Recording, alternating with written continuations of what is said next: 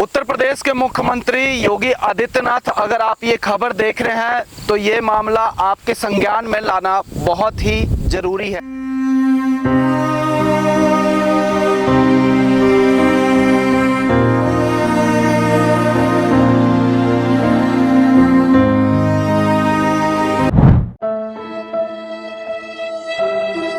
पैसे दिए तब जाके उन्होंने बॉडी हमारी बेटी की दिखाई।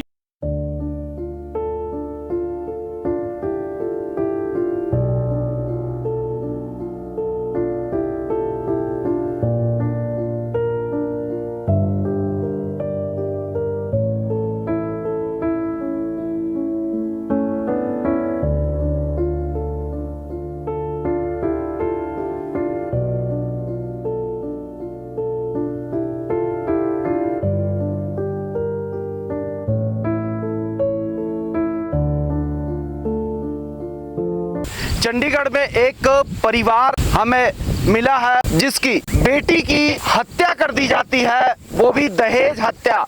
दहेज मांगने को लेकर अक्सर ऐसी हत्याएं उत्तर प्रदेश में देखने और सुनने को मिलती है, लेकिन जब इंसाफ का समय आता है तो पुलिस कार्रवाई क्या होती है, इसका सबूत हम आपको इस वक्त चंडीगढ़ से दे रहे हैं।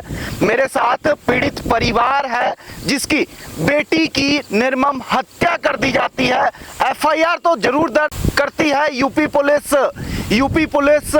उन्नाव जिले की पुलिस, लेकिन आरोपी को गिरफ्तार नहीं किया जाता है। बकायदा थाने में उसे बिठाकर उसे चाय पिलाया जाता है, उसके बाद उसे घर भेज दिया जाता है और जो परिवार है वो दर दर की ठोकरें खाने को मजबूर हो रहा है। पूरा मामला हम जानते हैं। पीड़ित जिस महिला की या कह सकते हैं जिस युवती की मौत हुई है, उसके परिजन मेरे साथ हैं, उसके माता पिता मेरे साथ हैं, वही बताएंगे इस मामले को। क्या नाम है आपका? शिवचरण जी। क्या हुआ था शिवचरण जी? हमें तो जी 11 बजे मुझे फोन आया कि आपकी बेटी मरी पड़ी है। कौन से तारीख को 11 बजे फोन आया? 27 तारीख को। हाँ, 27 तारीख को मेरे को दूसरे ने फोन किया कि 27 मई कि तुम्हारी बेटी मार दी गई है, आप चले आओ, जहर खा लिया। 27 अप्रैल को फोन आया होगा आपको। कहाँ से फोन आया, किसने फोन किया? अहमदपुर से आया है, तो वो कहते हैं कि तुम्हारी बेटी मार दी गई है और जल्दी से जल्दी आ जाओ। आप चंडीगढ़ में रहते हैं? यहाँ चंडीगढ़ में रहते हैं। क्या काम करते हो आप? हम झाड़ू पोछा करते हैं भैया। झाड़ू पोछा करते हैं। हाँ जी। क्या उम्र थी और कब शादी हुई थी आपकी बेटी? हमारी 24 साल की थी, अब 3 साल हुए ना, जून से 3 साल हो जाएंगे। 21 जून को मैंने शादी करी थी, 21 जून से पूरा 3 साल होके चौथा साल लग जाएगा। क्या नाम था आपकी बेटी का?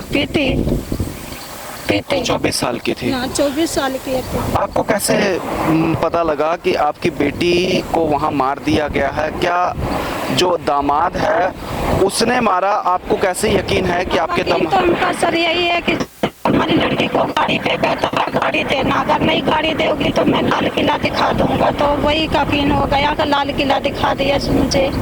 किसने ये बात कही थी? ये जमाई ने बोला था। हाँ जी, लाल किला दिखा। हाँ, लाल किला दिखाएंगे।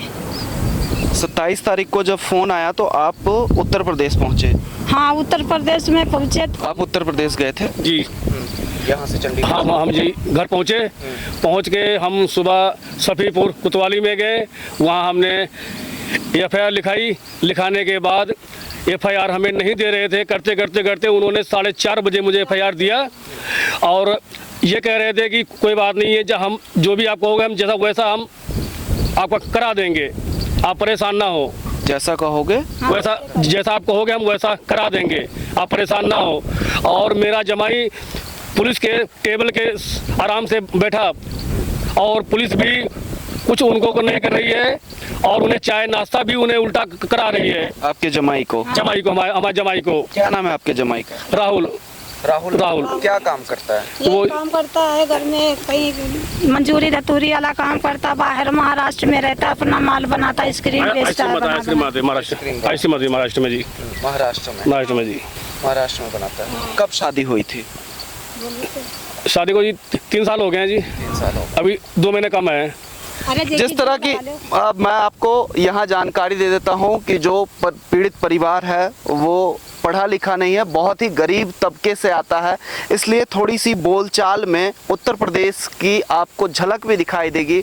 उत्तर प्रदेश के उन्नाव जिले के इन्होंने अपनी बेटी की शादी करी थी और सबसे बड़ी बात है कि जो सामूहिक विवाह हुआ था उसमें खुद उत्तर प्रदेश के मुख्यमंत्री योगीनाथ मौजूद थे। क्या ये सच बात है कि योगीनाथ उस समय मौजूद थे? उस समय नहीं, उनके सारे ऑनलाइन से सब शुरू होते हैं, चालू होते हैं उनके सारे, उस खबर को सुनते, सब सुनते हैं वो सुनते हैं। हाँ, और शादी भी एक ही मैच होती है, चाहे 20 लड़कियाँ, चाहे 30 लड़कियाँ हो, एक ही मैच से ही सब शादी होती है। हाँ, और हमारे उन्नाव जिला के मंत्री साहब भी थे, मगर मुझे मंत्री साहब का नाम नहीं पता है जी।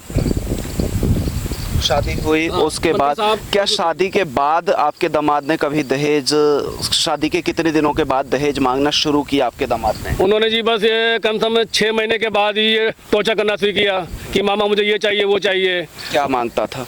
गाड़ी मांगे थे जी, बाइक, उन्होंने बाइक मांगा। मोटरसाइकिल? हाँ, मैं कहा अभी मेरे पास अभी देने की इतनी हस्ती नहीं है, हम अपनी छोटी बेटी की शादी करेंगे तो हम खेत कुछ उल्टा पुल्टा करके फिर दोनों दामाद को हम साथ ही में दे देंगे, दोनों दामाद को? दोनों समाज दे देंगे, अपना खेत बेच के दे देंगे आपको। आपने ये बात हाँ। की दामाद को? क्या मारपीट भी करता था आपका दामाद? हाँ जी, मेरी बेटी को मारता था, मगर मेरी बेटी ने बताया नहीं मुझे। एक दिन मुझे बेटी ने बताया पापा मुझे टॉर्चर करते हैं, तो मैं फिर भी हमने उनको फ़ोन पे समझा दिया था। उसके बाद फिर टॉर्चर करना बंद कर दिया, फिर 6 महीने के बाद फिर उसको टॉर्चर करना शुरू कर दिया। आपकी बेटी के बच्चे? 2 बच्चे, मेरी बेटी नातिन 1.5 साल की है, बेटा 7 महीना का है। बेटा नाती 7 महीने का है। अभी बच्चे कहाँ हैं? बच्चे अभी तो नियामतपुर में, बच्चे हमारे नियामत में ही हैं। ससुराल में लगते थे। लड़के के ससुराल? हाँ जी, मतलब वहीं आप जो पिता है उसके साथ हैं। हाँ। पुलिस ने इसमें क्या कार्रवाई करी? पुलिस ने कोई कार्रवाई नहीं की। मैं हाथ जोड़ के थक गया, कह रहे आप टेंशन मत लो, आप टेंशन मत लो, जैसा कहोगे हम वैसा ही करेंगे। मगर पुलिस वालों ने सिर्फ एक ही बात बोली, जैसा कहोगे हम वैसा करा देंगे, आप टेंशन मत लो। देखिए, हम आपको तस्वीर भी दिखा रहे हैं उस लड़की की जिसको आज आरोप है कि इसके ही पति ने और इनके ही दामाद ने इसे मार दिया, और एक एफआईआर भी दर्ज है। जिला उन्नाव सफीरपुर थाना है, 154 154 एफआईआर है और 29/4/2025 को ये एफआईआर दर्ज है, जिसमें गंभीर धाराओं के तहत मामला दर्ज तो कर लिया गया है, लेकिन आरोपी जो है वो अभी भी खुलेआम अपने घर पे रह रहा है। जब इस मामले में हमने उन्नाव जिले के सफीरपुर थाने के डीएसपी से बात करी तो उन्होंने पहले कहा कि हमें इस मामले की जानकारी नहीं है, लेकिन कुछ देर बाद ही उनकी कॉल बैक आई और उन्होंने कहा कि इसकी विसरा रिपोर्ट जो है वो भेज दी गई है। विसरा रिपोर्ट आने के बाद इसमें कानूनी कार्रवाई की जाएगी। क्या दहेज हत्या में जिस तरह की धाराएं लगाई गई है, क्या इसमें आरोपी की गिरफ्तारी नहीं बनती थी? विसरा रिपोर्ट आने में अगर बात की जाए तो कई ऐसे केसेस हैं, कई महीने भी लग जाते हैं विसरा रिपोर्ट आने में। क्या पीड़ित परिवार को विसरा रिपोर्ट आने तक इंतजार करना होगा? ये बड़ी बात है। हम आपको दिखाते हैं कि 29/4/2025 को एफआईआर दर्ज है, लेकिन आरोपी अभी भी बाहर है। आप कहाँ पहुंचे थे तो आपकी बेटी का जो मृत शरीर है वो दिखाया गया था? हमें वो उन्नाव में मिला, हमें यहाँ पोस्टमार्टम जहाँ होती है हमें वहाँ दिखाया गया। पोस्टमार्टम? हाँ, वहाँ दिखाया गया। किसने? पुलिस ने दिखाई? नहीं, पुलिस ने नहीं दिखाया जी। जब चीर-फाड़ हो गई तब मुझे बाहर निकाला, तब मुझे बुलाया गया। शिवचरण जी कहा जी, कहने लीजिए बॉडी आपको देंगे, बॉडी ले जाइए। पोस्टमार्टम रिपोर्ट है आपके पास? पोस्टमार्टम की रिपोर्ट पोस्टमार्टम नहीं है। कोई कागजात? एफआईआर को छोड़कर आपको पुलिस ने क्या दिया? हमें कुछ नहीं दिया जी। मैं पोस्टमार्टम की रिपोर्ट मांगने गया थाने में कोतवाली में, उन्होंने कहा जी बिल्कुल नॉर्मल केस है, कोई दिक्कत ना करो, जो आप कहोगे हम वो कर देंगे, मगर हमें रिपोर्ट नहीं दिया। हमें रिपोर्ट हमने पोस्टमार्टम रिपोर्ट मांगी, दिया नहीं। पोस्टमार्टम रिपोर्ट गुस्से से उन्होंने मेरी फाइल बंद कर दिया। किसने बंद कर दिया? जो कंप्यूटर बैठे थे। मैंने कहा सर हमें रिपोर्ट दिखाइए, उसमें क्या लिखा हम भी पढ़ेंगे। तो उन्होंने गुस्से में फाइल बंद कर दी। फाइल बंद कर दी। फिर मैं बाहर निकल गया, फिर मुझे बुलाया, अरे आप तो नाराज हो गए, नाराज जैसा आप चाहोगे हम वैसा करा देंगे। ये बात पुलिस वालों ने कही। पुलिस वालों ने कही है। आपको हम बता दें कि एक जब हमने सफीरपुर थाने में जब फ़ोन किया और हमने बताया कि चंडीगढ़ से हम बात कर रहे हैं और पत्रकार हैं, तो पुलिस कर्मियों ने साफ तौर से मना कर दिया कि हम आपको कोई भी जानकारी नहीं देंगे।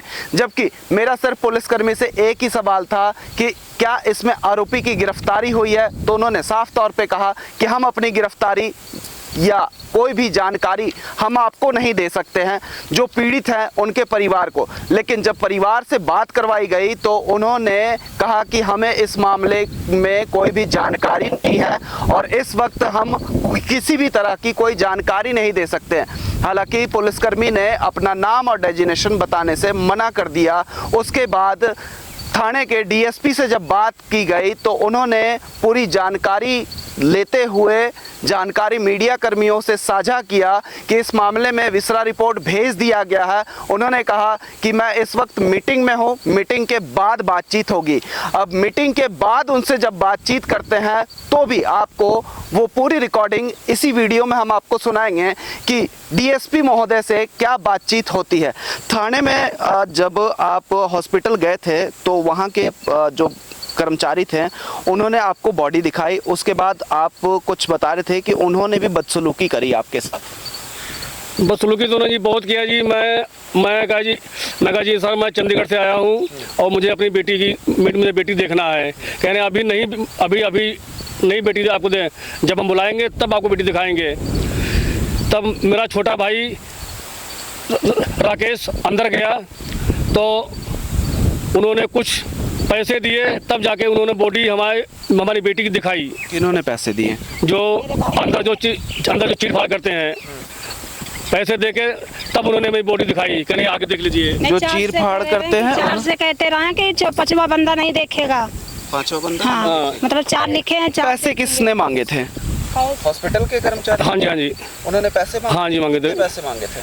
हमने उन्हें 500 रुपये दिए थे। 500 रुपये दिए थे और मांग रहे थे। मैं कहा बाबूजी मैं गरीब आदमी, मेरे पास नहीं है, मैं मजदूरी करता हूँ, मेरे पास और नहीं है। कह रहे हम लोग 5-6 लोग हैं, इसमें क्या बांटेंगे हम।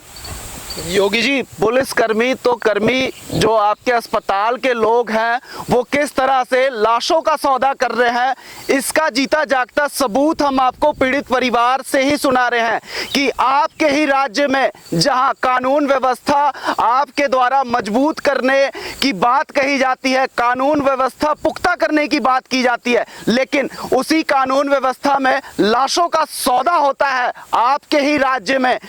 पैसे 500 रुपए आपने दिए थे कर्मचारी को, उसके बाद उन्होंने बॉडी दिखाई है? हाँ जी, बॉडी दिखाई है। मुझे अंदर बुलाया, 500 रुपये पैसे दिए गए, तब उन्होंने चैन खोलने दिया। तब हमने चैन खोला तो यहाँ पे उसके दाग था, यहाँ पे दाग था और यहाँ पे नाक पे टोटरे पे नाक फटी हुई थी। और ये चीज दबा दी, ये गला को सूजा हुआ था। जिस टाइम जब घाट पे लाश जल रही थी तब यह हिस्सा बिल्कुल अलग हो गया था, बाकी पूरी बॉडी जल गई थी और यह हिस्सा बिल्कुल नहीं जला था। यह हिस्सा जल गया था, यह हिस्सा रह गया था, एक हिस्सा जला हुआ भी था। हाँ जला हुआ था, यह हिस्सा रह गया था। फिर हमने वहाँ के घाट पे उनको 100 रुपये दिए। मैंने कहा भाई थोड़ा आग को ऊपर कर दो, यह हिस्सा भी जल जाए। तो हमने 100 रुपये दिया, तब वो आग को ऊपर चढ़वाया, तब जाके वो जला, ये हिस्सा जला। मतलब आग जो शमशान घाट के लोग हैं वहाँ भी पैसे आपने दिए? हाँ जी, वहाँ भी 100 रुपये दिए। वहाँ भी पैसे? वो तो दान होता है जी, वहाँ देना पड़ता है दान, दक्षिणा वहाँ वो तो दान ही होता है। और जो डेड बॉडी है, जो मृत शरीर था, उसको दिखाने के लिए पैसे दिए थे आपने? हाँ जी, मैंने 500 रुपये दिए थे। 500 रुपये दिए थे। इस मामले में अस्पताल कर्मचारियों से भी या अस्पताल के अधिकारियों से बातचीत करने की हम कोशिश करेंगे इसी वीडियो में।